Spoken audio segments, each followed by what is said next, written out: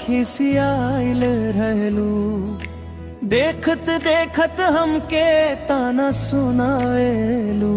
हम ताईनी घर के लाज बचावे, काहे बिना बाते मन दुखावेलू।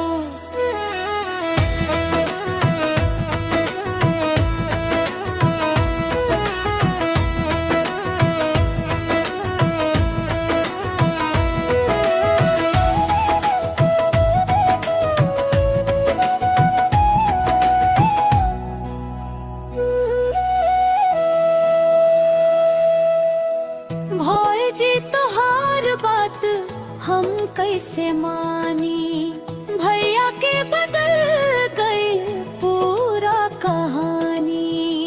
पहिले हमरा संगे हंसत खेलत रहले, अब त तोहरे संगे बीते ला जवानी। भैया तो तोहार हमार सुहाग हो, दोनों के प्यार में का अपराध हो। चल मिल के भी घर सजाई, हंसी खुशी से दुनिया बसाई। हंसी खुशी से दुनिया बसाई।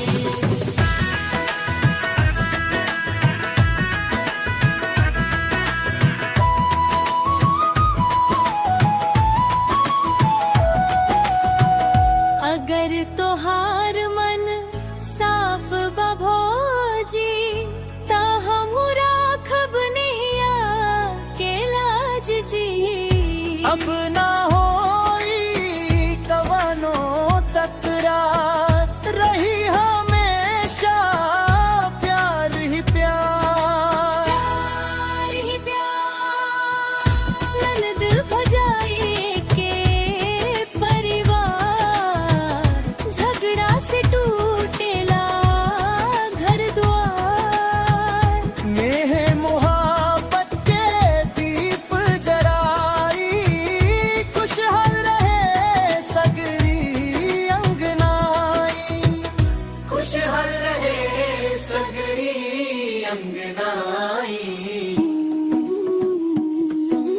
भैया तोहार हमार सुहाग हो, दोनों के प्यार में का अपराध हो। चल मिल के घर सजाई, हंसी खुशी से दुनिया बसाई। हंसी खुशी से दुनिया बसाई।